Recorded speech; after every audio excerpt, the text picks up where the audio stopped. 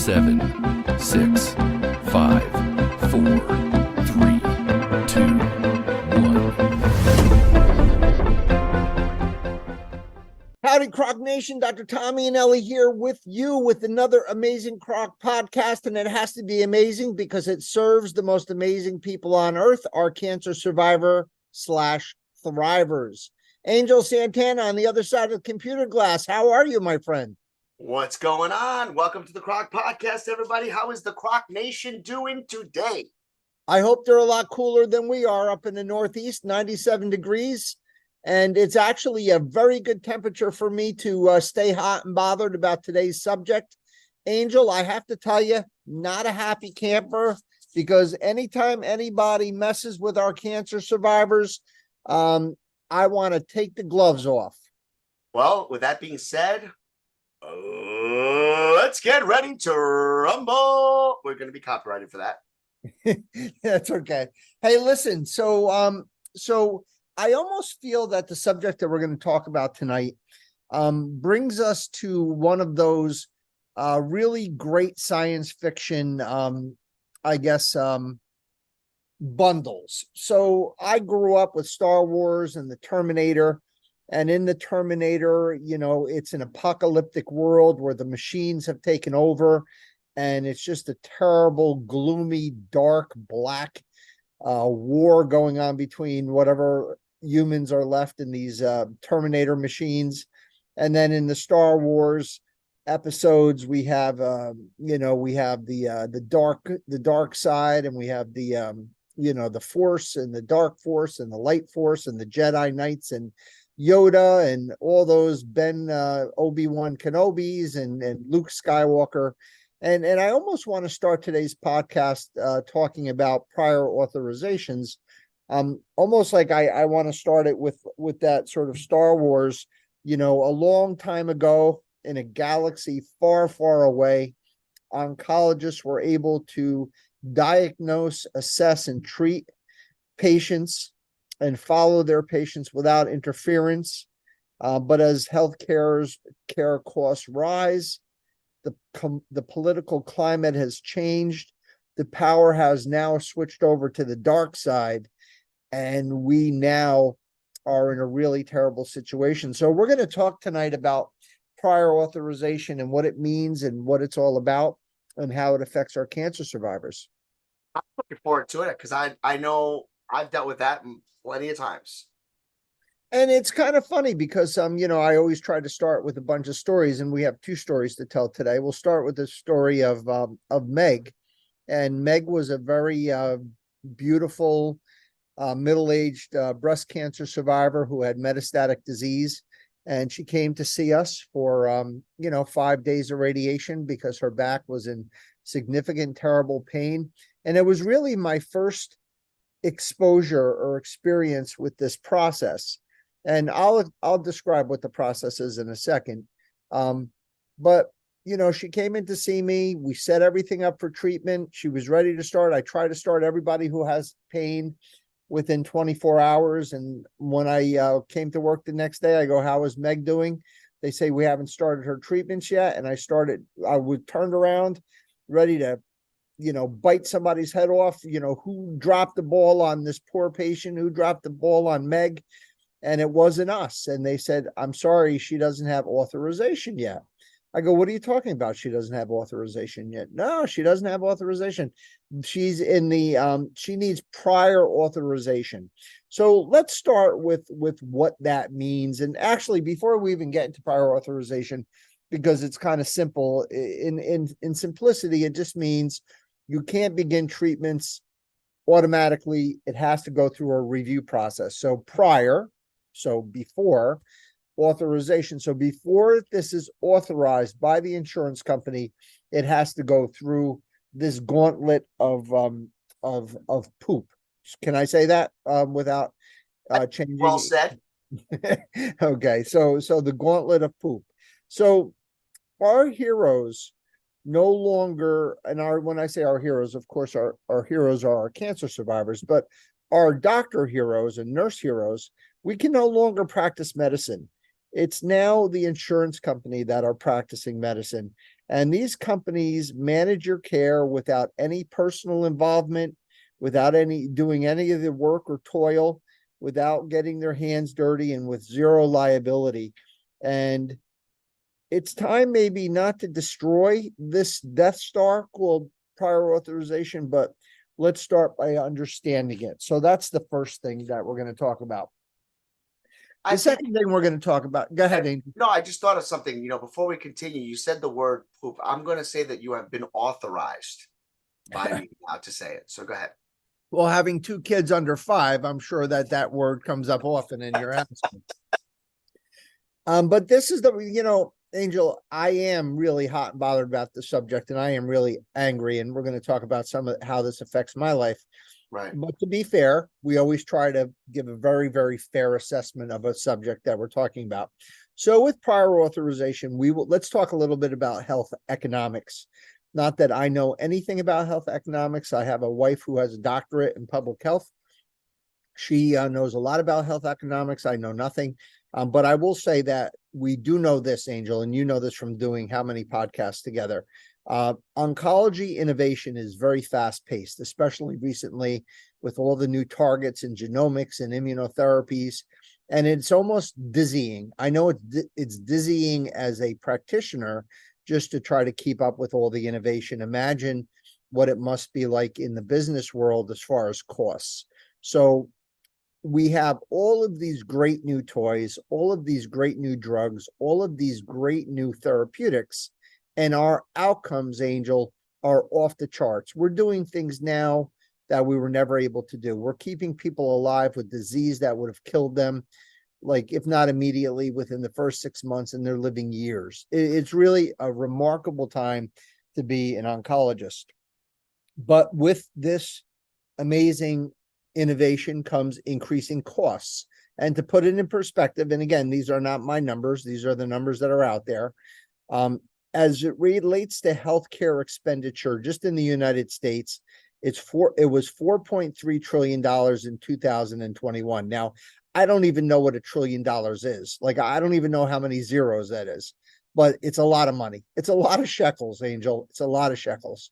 And that comes out to about $13,000 per person.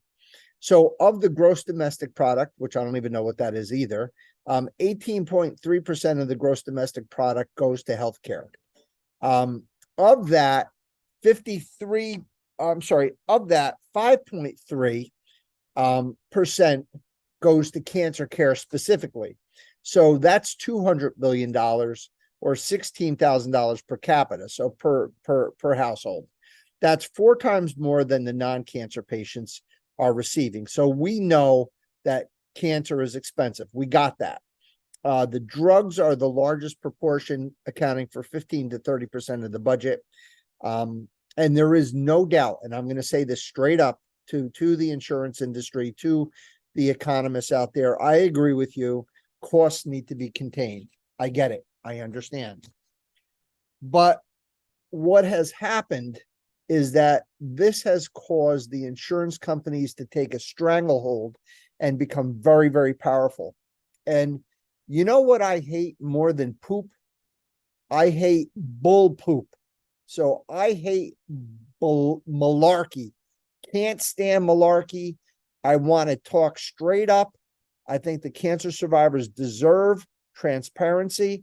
And I think the insurance companies are hiding behind this excuse. Their excuse is that prior authorization reduces harm, it reduces side effects, it reduces the abuse of medications, it increases the quality of care by following national guidelines and algorithms and best practice procedures.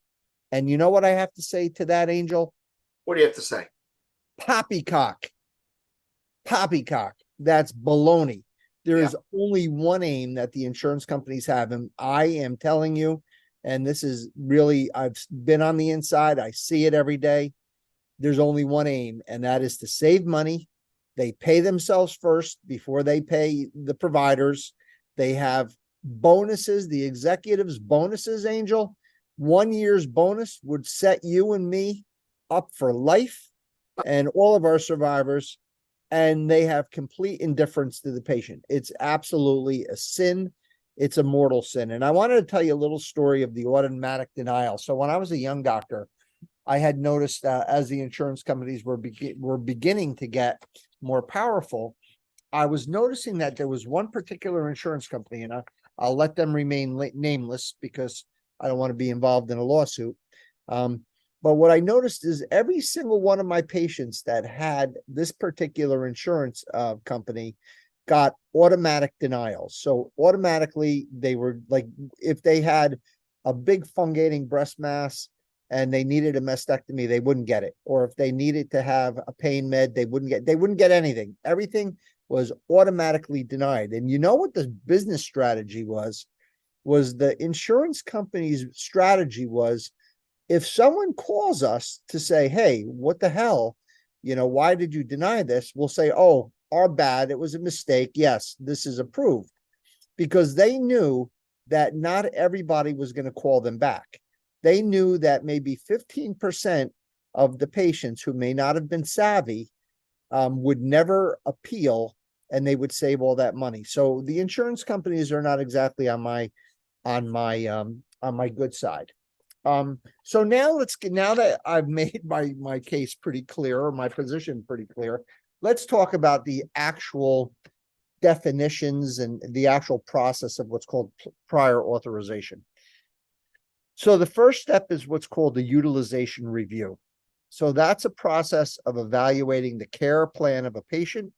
It's intended to determine the medical necessity, taking into consideration the treatment standards for a certain health condition, the availability of alternative treatments. Alternative means cheaper treatments that are not as good, and the cost implications. Then we go into pre-authorization or prior authorization. This is where everybody gets lost in the sauce. It's a type of utilization review that health insurances apply to control service delivery payments and reimbursements of health interventions. Then comes the denials. Then comes the peer-to-peers, which is when a doctor like me will be denied. Meg's treatments were denied. Now I have to go through the process of calling, getting the appointment set up, and setting everything up to talk to a peer. And then if you still get denied, you can have what's called an appeal. So that's the process of pre-authorization. So it sounds pretty straightforward, right, Angel? It does, and what I know you're going to continue to go, but I think that I'd have to add right here how often when you discuss the whole thing about the process, it reminds me of that movie and hopefully you've seen it, called The Lawmaker. It's with Danny DeVito. It's with Matt Damon, and he plays a young lawyer that is helping a young gentleman who was very sick, and they kept saying that the number one thing that it was called great benefit would do was deny the claim first. Exactly. That's exactly what I said. The claims were denied first. Exactly. Well, yeah, and it's a problem. So let's talk about the multitude of problems here with prior authorizations. Okay. So for our survivors/thrivers, here's what you're up against. Number one, prior authorizations are tagged for expensive stuff. So what is cancer care? Expensive stuff. So whether it is your medications, your chemotherapy, your immunotherapy, your targeted therapy, whether it be your diagnostics, your PET scans, your CAT scans, your MRIs, whether it be your other therapeutics like radiation therapy, this is expensive stuff. You're going to go automatically into a pre-authorization process. Now, this is where your head's going to start spinning and you're going to get hot and bothered like I am. Prior authorization causes delays that could harm patients. This is huge. First of all, it hurts them psychologically. They feel abandoned. They feel hopeless. They feel absolutely in despair. It increases hospitalizations because it delays treatments. So people are getting sicker and sicker and sicker, waiting to get their insurance approved. There's progression of disease. There's ineffective treatment. So they say they do this process where they do a step process where if you want to give a patient the latest and greatest iteration of one of the new molecular agents, they'll say, we're not going to give you that, but try this first. And if this doesn't work, then try this next. And if that doesn't work, try this. And if that doesn't work, then we'll give you what you want. And it's almost like a Faustian negotiation. Faust, was really selling your soul to the devil. And it's almost like you're negotiating with the devil here. And it's really horrible. It's a sin. We know that. It causes delays in treatments, delays in imaging. Our patients, our dear beloved patients, are forced into second choice therapy. They, as I said, suffer. Their suffering is tremendous. That woman, Meg, that we talked about, she had to wait weeks before she could start therapy.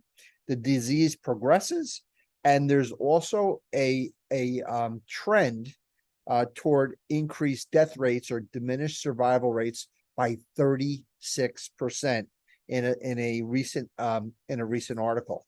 This is big stuff. The other problem of many is that the prior authorization reviewers may not be authorities in oncology. I have spoken to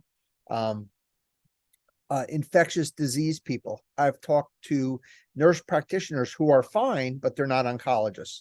I don't even want to talk to an oncologist. I want to talk to a radiation oncologist because even oncologists don't even know what the hell I do. So you get reviewers who have absolutely no idea what you're talking about. I have nuclear medicine doctors, because if you think about it, they just want bodies, right? They just want to pay these doctors to just say no. So you get all of these inappropriate denials, which then causes what, Angel? Causes the delays, right? There's also the sin of withholding pain medication for palliative care patients. So, Angel, I am sad to report that there is a huge drug epidemic. There are people falling down and dying all around us, kids, teenagers, adults, with all of these, Schedule II drug addictions, fentanyl addictions, heroin addictions. And, I get that there has to be regulation of pain meds. But if someone's dying of cancer, I mean, really, you're going to prior authorize this patient not to get their meds for 2 or 3 weeks? I don't think so. Also, there's the exhaustion of your healthcare team's resources.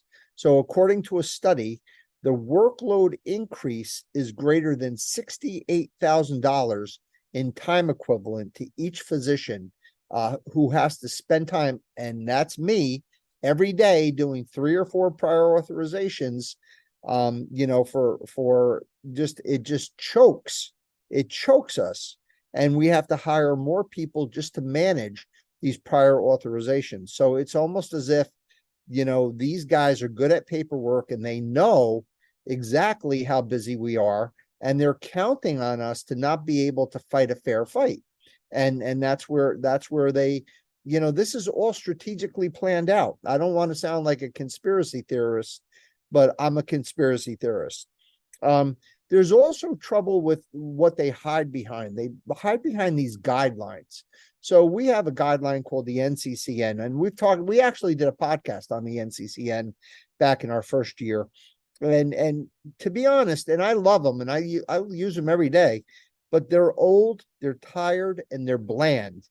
All of the up and coming stuff, all the clinical alerts, all of the studies that when you go to your national meetings and you say, this study was closed early because it was just unethical to continue to study drug A versus drug B, because drug A was so unbelievably more effective than drug B that we felt that it was just unethical to continue the study.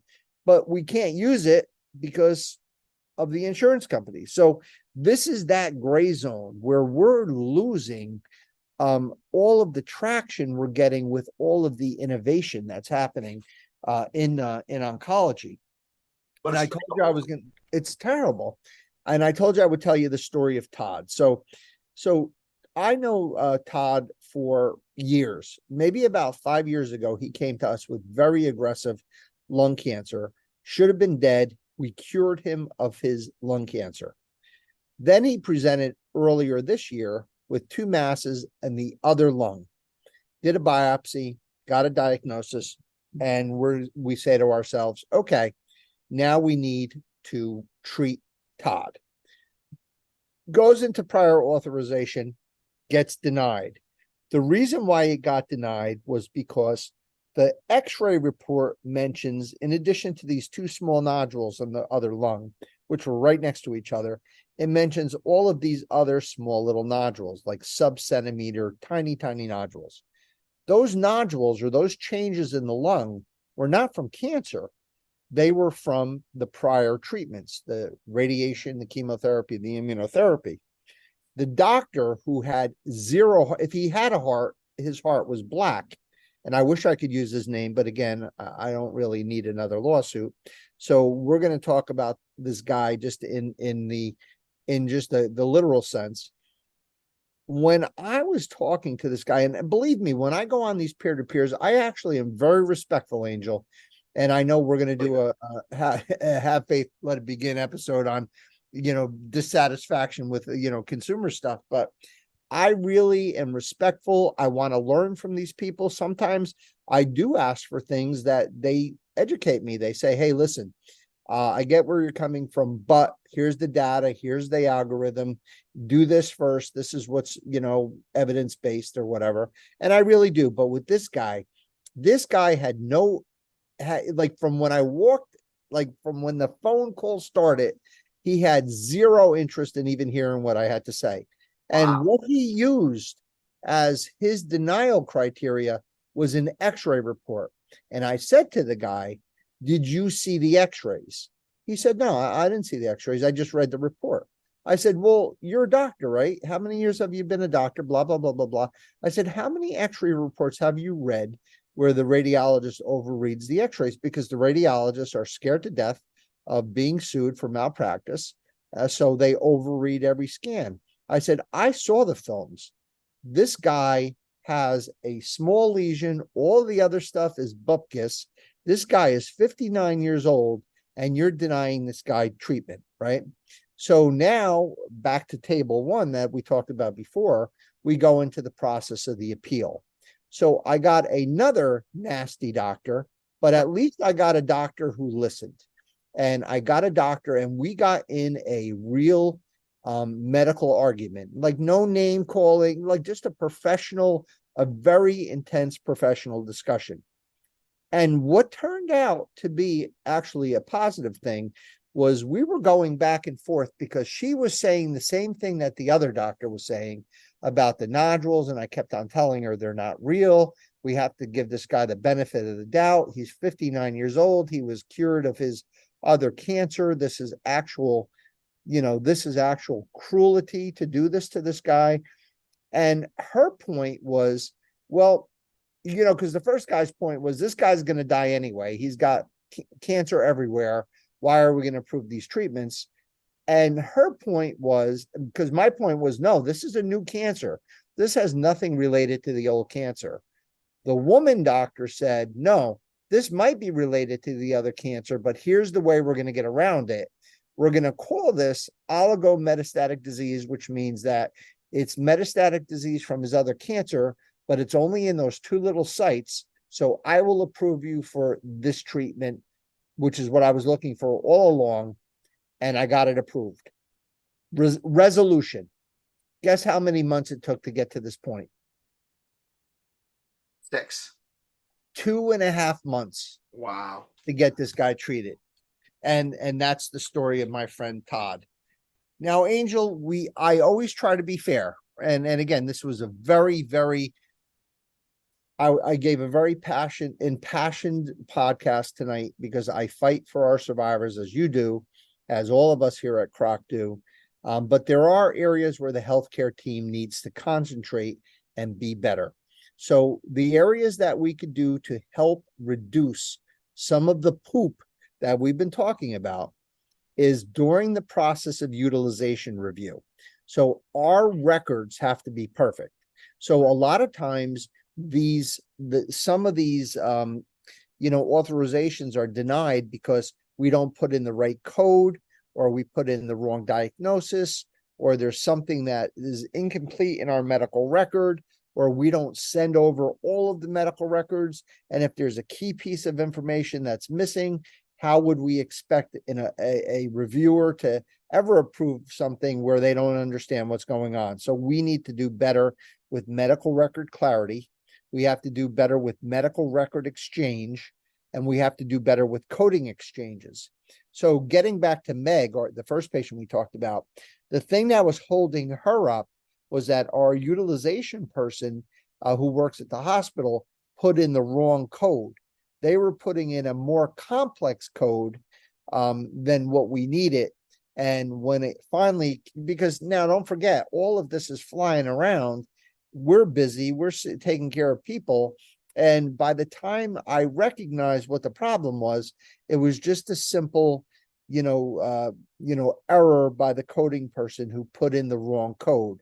And that's why it was denied. And with a small little tiny change, then Meg got her treatments. And the last thing is that there are delays on our side as well, because we're busy, we're taking care of people, and sometimes we don't get to things as quickly as we need to.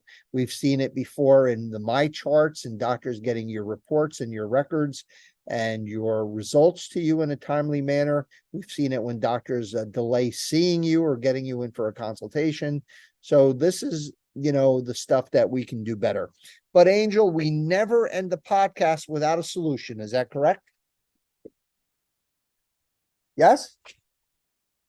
This is true. Yes. See. I thought you were gonna say, I thought you were gonna go right into it. So I'm sitting here waiting. So the answer is reform. So here's the way it needs to go. So first of all, we need to really delineate who needs prior authorization.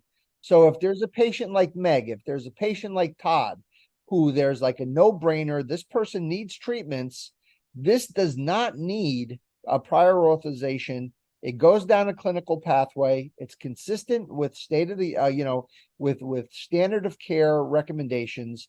They should get the golden pass. They should be approved automatically. Any patient who's palliative care, who's dying, who needs medications, who needs resources to make whatever time they have left on this earth as pleasant as possible, because that's not a good place to be, that should go immediately to approval. Last but not least, if there is a case that does not apply to the national guideline-based interventions, if we're asking for things that we want to do, we might have and I've done this a million times as well. I've had things I've ordered for people, not because it was on any kind of an algorithm, but because in my heart of heart, in my experience, with my instinct, I really thought this would make a big difference for this patient, but it's not in a national guideline. I have no problem at that point to do a prior authorization, a peer-to-peer, and an appeal. And if that gets denied, I can live with that. Absolutely 100%, and have them go an alternative route and get a different type of treatment. Angel Santana, your thoughts? It's interesting that we talk about this because this happened to me with an MRI for my back. And, it was one was a coding issue. Then the next thing was that they wanted to make sure that I was actually seen rather than a telehealth visit. There were wordings. And then after a telehealth visit, they wanted an evaluation. The evaluation was put in because the PT was put in. And you as the patient feel as if what is already considered a long wait to even get a certain time of procedure or an appointment becomes longer because you can't get that authorization. But there's pros and cons to everything. And I think that you laid them out very well. And I think that it was probably harder for you to do that given your circumstances, because you will fight for your patients. So let me put it in this perspective. As the patient, we also have to, we've said this before on this podcast, you have to trust in your caregiver. And hopefully each and every caregiver that is listening knows that they are to go to bat for their patient, even if they know in the back of their mind the chances of them being denied are greater than most. Angel Santana, have faith, let it begin. My co-host, my pal, my little brother. Thanks for being here. Thanks for standing up for our patients as always. Rod Freeman, we're going to be seeing you on Wednesday. Angel and I are going to have dinner, and we're going to get you back on the shtick now that you're on the mend, and we're going to get you to get to work. We're not leaving that dinner until we see some sweat on your brow, bro. My friend, Michael John Benzea, my friend Charlotte Larson, thank you for your belief in us, and thank you for your constant support. To the board of directors who are always here for our cancer survivors, thank you for your time and your talents on behalf of our survivors/thrivers. Who are you guys? Who is a survivor? Who is a thriver? Who are these cancer people that we do this for?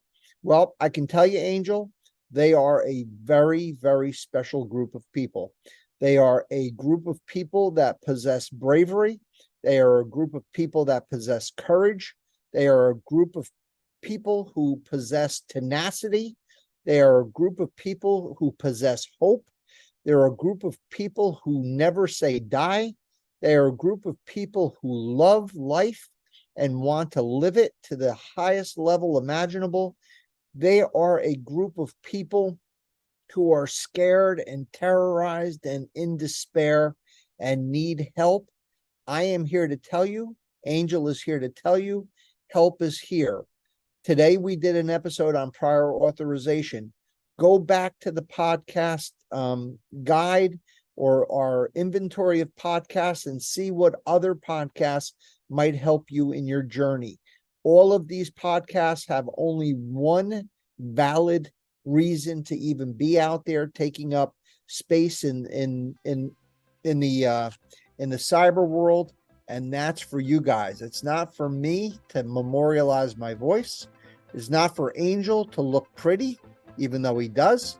It's for you guys, 100,000,000%.